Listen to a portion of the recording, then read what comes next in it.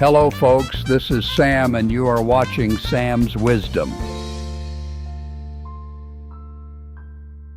I have a story, and if you've ever felt like life passed you by or that it's too late to start something new, then I need you to hear this one. See, most folks think if you haven't done something big by 30 or 40, you're finished. That if you haven't made your mark by midlife, well, you've missed your moment. But what if I told you that someone out there didn't just succeed late? They made it at the age of 96? No, that's not a slip of the tongue. Not 60, not 70, not even 80. 96 years old. That's the kind of age where most people expect you to be resting, reflecting, fading into the background. But this man, he stepped forward and introduced himself to the world for the very first time. At 96, he became a published author. And not just any author. His debut book was so rich, so personal, so beautifully written that it moved readers across the globe. He didn't publish a poem or a blog post. He published an entire novel. His story, a lifetime in the making, finally came to life when most would have already packed away the dream. And here's the thing. He didn't write it for fame. He didn't write it with a publishing deal in mind or to chase a trend. He wrote it out of grief. After losing the love of his life, his wife of 67 years, he was overwhelmed by silence, the kind of silence that stretches long into the night and creeps into your mornings, the kind of loneliness that wraps itself around you when your best friend, your partner, is no longer there. And instead of letting it swallow him, he turned it into something. He picked up a pen and began writing. He wrote about his childhood in a small English mill town, a place divided by invisible lines, where Jewish families lived on one side of the street and Christian families on the other. He wrote about his mother, Ada, a woman with the weight of 6 children and an abusive, alcoholic husband who somehow still managed to hold everything together. He wrote about the tension, the hardship, the way prejudice shaped their world. And then, woven through it all, he wrote about a love story, a forbidden romance between his sister and a Christian boy.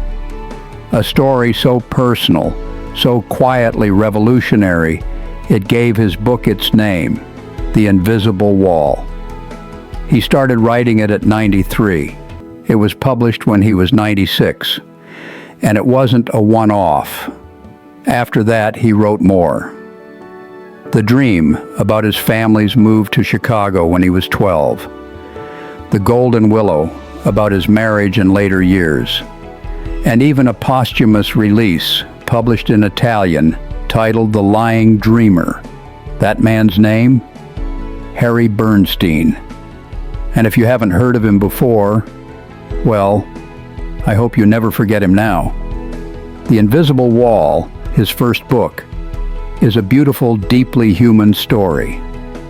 If you ever get the chance, I'd truly recommend reading it. You can find it on Amazon. Just search for Harry Bernstein. It's the kind of book that stays with you. This man lived nearly a full century before the world knew his name. He was living proof that it's not too late, not ever, if the fire's still in you. If the words are still waiting, if the dream is still sitting quietly in your chest, asking for one more shot. Let's be honest here. We use age like it's a padlock. I can't do that. I'm too old. That ship has sailed. My back hurts just thinking about it. Trust me, I've said some of that too. But you know what I've learned? Most of that noise isn't age. It's fear in a very convincing disguise. Age doesn't make you invisible. Doubt does. Age doesn't make you weak. Giving up does. And as long as you've got a spark left in you, and I know you do, you've still got time to build, to create, to begin again. Harry wasn't a fluke. He's just one of the brave ones who didn't let time shame him into silence. You want another one? How about Colonel Sanders? That white-suited, finger-licking fried chicken fella. He was 62 when he started franchising KFC. 62. Most people are looking at early bird dinner menus by then. The man went from running a roadside restaurant to becoming a global brand, with a bucket of chicken and a recipe he refused to give up on. And there are countless stories like that. Folks who refuse to say, "I missed my chance." Because guess what? There's no expiry date on reinvention. There's no deadline on dreams. And there's no such thing as too old unless you're talking about milk. So maybe you're not trying to write a book or sell chicken, but maybe there's something small you've put off. A painting you want to start. A letter you've been meaning to write. A walk you want to take every morning. A video you want to record. Or even a new language you want to learn just to keep your grandkids guessing. Whatever it is, start it. Not because the world is watching, but because you are still here. And as long as you're here, your story isn't finished. If you're waiting for a sign, well, this is it. Harry made it at 96. The Colonel made it in his 60s.